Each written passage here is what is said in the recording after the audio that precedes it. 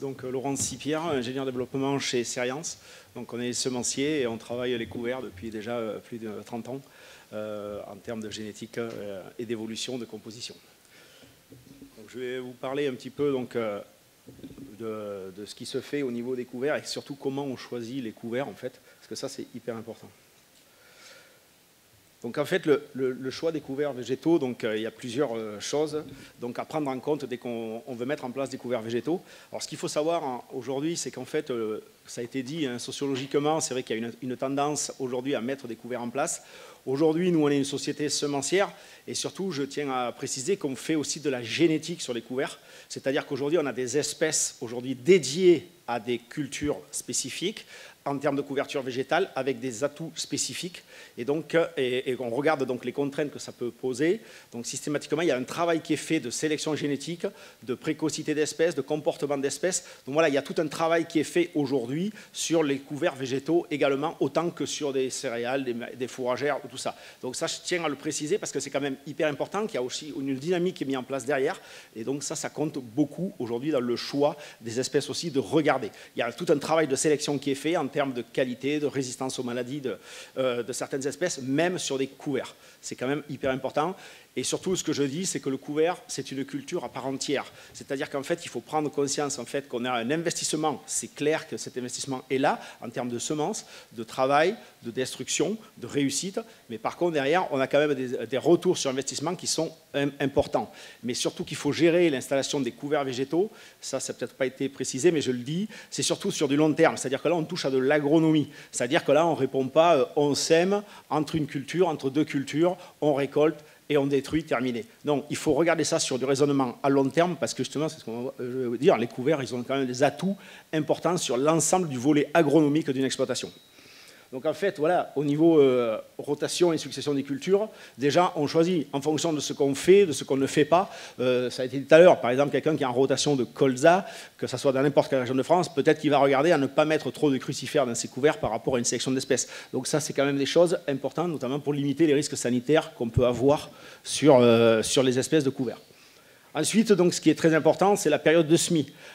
Aujourd'hui, c'est vrai qu'on a des conditions climatiques méditerranéennes notamment où c'est compliqué. On a des gros épisodes pluvieux en fin de saison, donc il faut avoir implanté, ça a été dit tout à l'heure, des couverts le plus tôt possible pour avoir la meilleure réussite. Mais en fonction des espèces, notamment des légumineuses, quand on parle de couverts, c'est vrai que ce sont des espèces qui sont des plantes de jour long et de lumière.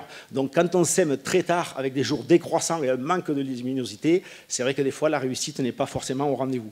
Donc la période de semis est très très importante. Et aujourd'hui, en termes de recherche, nous on développe des concepts de couverts à semer. Alors là, je parle plutôt pour les céréaliers, pas pour la viticulture, mais on est plutôt, que ce soit en région méditerranéenne ou autre, ou continentale, des couverts à semer dans la culture. C'est-à-dire on est sur des périodes avant récolte. Et aujourd'hui, on travaille à des process d'amélioration des semences grâce à de la génétique, grâce à des biostimulants, pour essayer de réussir d'implanter le couvert, tout en limitant les coûts, parce que ça a été dit, ça compte aussi, d'essayer de travailler ça pour avoir le maximum de réussite.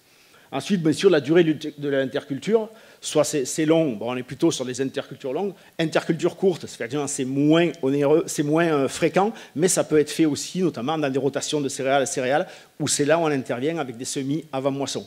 Donc il y a un travail de génétique et de technologie de semences qui est mis en avant pour réussir ce genre de choses. Et le type de sol, parce qu'effectivement, en fonction des espèces, on aura des espèces plus ou moins adaptées à certains types de sols. C'est vrai qu'il y a des espèces qui poussent un petit peu partout de façon facile, mais par exemple, je prends un exemple, aujourd'hui on a beaucoup de retours. Ah oui, on a semé du couvert, du trèfle Alexandrie, on ne le voit jamais. Et en fait, on s'aperçoit que le trèfle Alexandrie, sur des sols argilo-calcaires ou un peu compactés, c'est une plante qui n'est pas du tout adaptée. On a plus de réussite dans les sols sableux et très filtrants. Voilà, c'est des petits détails où vous pouvez, je ne vais pas détailler tout ça aujourd'hui, mais vous pouvez trouver ça dans la biblio, de dire il y a des espèces plus ou moins adaptées à un choix de couvert. Et raisonner toujours aussi génétique. Aujourd'hui, il y a un investissement qui est fait de la part des semenciers pour avoir une optimisation justement génétique, même sur des couverts. Parce que dans les trèfles d'Alexandrie, par exemple, il y a diverses variétés, divers types de trèfles, et c'est pareil pour les vesses. Il y a une palanquée de vesses. Donc voilà, c'est des choses qui sont aussi à prendre en compte. Donc en fait, ensuite, c'est de prioriser les objectifs. Alors c'est des choses qui ont été dites, parce que quand on fait des couverts végétaux, on a plusieurs, on peut avoir un seul objectif, mais en principe c'est rare, mais on en a plusieurs.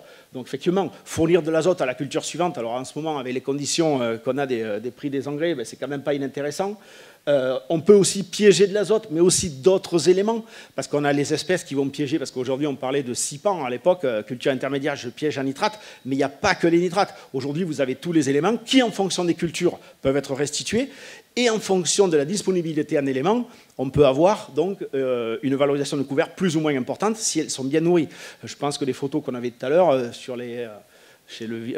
au niveau du lavandin, on avait quand même des couverts très développés parce que je pense qu'il y avait à manger, notamment sur les crucifères. Voilà. Après, c'est protéger le sol. C'est-à-dire que le couvert végétal, il est là pour protéger aussi et d'éviter des phénomènes de destruction dans des sols par des gros amas d'eau et de culture. Et les cultures, on le voit, avec les épisodes qu'on a dans le sud de la France notamment, dès qu'on a des sols couverts, notamment en viticulture, ben on a le sol qui est porté. On n'a jamais vu une forêt partir sous les influences de pluie. Pourquoi? Parce qu'en fait, on a un couvert végétal avec une structuration racinaire, et c'est ce qu'on veut faire au niveau agronomique. Bien sûr, ça a été dit, lutter contre les adventices, protéger le sol, le couvrir, puisque donc, le sol a horreur, la nature a horreur du vide. Donc dès qu'on va couvrir le sol, ben, systématiquement, on a une pollution qui va être moindre. Améliorer donc, le niveau de matière organique, ça c'est hyper important. Et aujourd'hui, dans des sols comme on a ici en zone méditerranéenne, puisqu'on a des conditions climatiques beaucoup plus difficiles, c'est vrai qu'on a souvent des affaiblissements de taux de matière organique, qui est quand même le moteur essentiel de la vie du sol. Si des fois on vous parle de plein de produits, si vous avez un sol qui fonctionne bien avec une bonne activité biologique, ben, vous aurez en fait des micro-organismes et un sol qu'on appelle vivant, avec une bonne dynamique de minéralisation, et donc un sol qui va fonctionner. Et un sol qui fonctionne, derrière, ben, c'est un sol qui est capable de produire et de nourrir donc la culture qui va derrière. Bien sûr, après pour des éleveurs, ça peut être de la biomasse, hein, ou même aujourd'hui on a vu des implantations en vigne où des gens faisaient de la biomasse pour nourrir des animaux durant l'hiver. Ça servait aussi en moyen de destruction. Hein. Stimuler la vie biologique de sol, ça c'est hyper important. C'est-à-dire qu'en fait aujourd'hui, tout ça en fait ça résume quoi? C'est-à-dire que le couvert végétal, il est là en fait pour rendre le sol de plus en plus auto-fertile. C'est-à-dire qu'en fait, on a un schéma d'un sol vivant, et aujourd'hui, c'est vrai que les agriculteurs ont pris conscience en fait, de ce problème-là, parce qu'en 50 ans, on a vu la dégradation du sol, que ce soit au niveau du phosphore, des éléments. Aujourd'hui, c'est un super piège à carbone, on en parle tous les jours. Donc en fait, en termes d'environnement et d'agroécologie, je pense que la couverture du sol, ben, c'est une nécessité absolue de protection. Ça, c'est hyper important. Donc je pense qu'il y a la conscience qui vient, mais après, effectivement, il y a des facteurs qui posent problème. Parce qu'en fait, c'est bien beau de parler de couvert, et souvent on se heurte à ce schéma, que ce soit en région méditerranéenne, où là on a des conditions agro-pédoclimatiques un peu plus difficiles, mais effectivement, il faut réussir l'implantation. Et j'entends trop de gens nous dire, ouais, mais les couverts, ça ne pousse pas. Alors ça ne pousse pas, il y a multifacteurs. Effectivement, il y a les conditions agro-pédologiques, il y a les conditions climatiques, il y a les conditions de matériel, de disponibilité, avant ou après. Bien sûr, effectivement, les travaux qu'on peut effectuer avant ou après récolte. Dans la technique de semis, c'est le matériel disponible. Aujourd'hui, il y a une évolution quand même assez importante de ce marché-là avec des disponibilités de matériel. Aujourd'hui, on arrive à semer des couverts. Mais par contre, le problème de la réussite, parce que ça, pour moi, c'est le plus compliqué, c'est qu'en fait, on va aussi chez des gens qui font des couverts végétaux, en fait, sur des sols entre guillemets, qui ne sont pas du tout adaptés. Pourquoi? Parce qu'en fait, on a eu des schémas de fonctionnement, ils ne sont pas forcément responsables, mais on a eu des schémas de fonctionnement en fait, qui n'ont pas permis cette agronomie, et en fait, on va installer des cultures qui n'ont pas forcément vocation à être développées dans ce genre de culture, et on vous dit, ça ne marche pas. Alors, ça ne marche pas, effectivement, parce que le sol, il n'est pas prêt. Moi, je me rappelle, il y a 20 ans, sur le plateau de Bourgogne, où on avait des rotations blé, orge, colza, on semait des couverts, la seule chose qu'on savait vous dire, ben, vous voyez, ça ne marche pas les couverts. Ben oui, parce que pendant 20 ans, des rotations blé, orge, colza, vous allez mettre des légumineuses, des facélies, des trèfles, ce que vous voulez, effectivement, il n'y a rien qui pousse. Parce qu'en fait, le sol n'est pas prêt. Au niveau micro-organismes et bactériens dans le sol, on a ce schéma qui ne fonctionne pas. Et on le voit, et c'est ça qu'il faut prendre en tête, c'est que là, on est sur le schéma agronomique, et ça, je le dis parce que c'est hyper important, il faut raisonner agronomie. Et sur un temps très long et une vision à long terme. Et aujourd'hui, les gens qui réussissent des couverts, moi j'en connais plein, hein, mais ça fait des années qu'ils travaillent et ils n'ont pas fait marche arrière à un moment. Parce que souvent, c'est la tendance qu'on peut avoir. Ah oui, ben, ça ne marche pas ou c'est pas développé. Ben non, en fait, les gens qui arrivent à faire des couverts Je veux dire, aujourd'hui, ils ont équilibré et ils ont modifié leur système qui leur permet de faire des couverts. Que ce soit en conditions sèches ou irriguées. Parce que j'ai vu aujourd'hui des situations, alors sèches, bien sûr, on n'est pas dans le désert. Mais aujourd'hui, moi, j'ai développé des couverts dans le Maroc et en Algérie. Je peux vous dire qu'on arrive à faire pousser des couverts. On joue sur les conditions climatiques locales, mais ça fonctionne. Mais c'est de longue haleine. Et c'est là un peu le problème différenciant par rapport à ce qu'on explique aujourd'hui. Les couverts, c'est une culture à part entière, mais c'est une culture qui demande quelques précautions. Et surtout, le volet agronomique est hyper important. Ça, c'est vraiment ce que je tiens à dire, parce que c'est un peu le problème aujourd'hui. Et ensuite, effectivement, aujourd'hui, la destruction du couvert, on a parlé tout à l'heure de coût, effectivement, parce que quand on parle, il y a le coût de la semence, ok, mais par contre, il y a le coût du semis, il y a le coût de la destruction. Donc derrière, c'est des coûts supplémentaires. Donc après, effectivement, aujourd'hui, il y a quand même beaucoup de matériel qui permettent de semer ou de détruire des couverts à moindre frais. Et après, effectivement, on peut avoir aussi les conditions climatiques. Et c'est pour ça que le choix des couverts, dans certains cas, je parle plutôt pour des céréaliers, est important. En vigne, aujourd'hui, on a assez de matériel. Et aujourd'hui, la technique de couverts végétaux en vigne fonctionne relativement bien, hormis les conditions pédoclimatiques qu'on peut avoir, qui des fois ne sont pas favorables en conditions méditerranéennes. Mais moi, aujourd'hui, j'ai de très beaux exemples de réussite de couverts, même en conditions méditerranéennes, et c'est hyper intéressant, parce que derrière, on ne trouve que satisfaction en termes de biomasse produite, de réussite, de comportement de sol, et aussi de comportement de la vigne. Parce que tout à l'heure, je parlais de mycorhisation. C'est vrai qu'on attache de l'importance à ça, parce que la vigne a beaucoup besoin de mycorhisation. Donc autant lui introduire des espèces en couvert qui vont avoir un atout bénéfique, notamment les légumineuses. Comment ? Ah d'accord. Excusez-moi, je suis un peu long. Oui, en fait, le choix des couverts, ça a été dit tout à l'heure en vigne. En fait, aujourd'hui, c'est regarder un état de situation. C'est-à-dire qu'on peut avoir des couverts permanents. Alors effectivement, en zone méditerranéenne, c'est un peu plus faible, puisqu'en fait, on a des conditions estivales, parce que là, le couvert, il reste l'été, donc il ne faut pas qu'il vienne en concurrence. Aujourd'hui, se développent les couverts temporaires.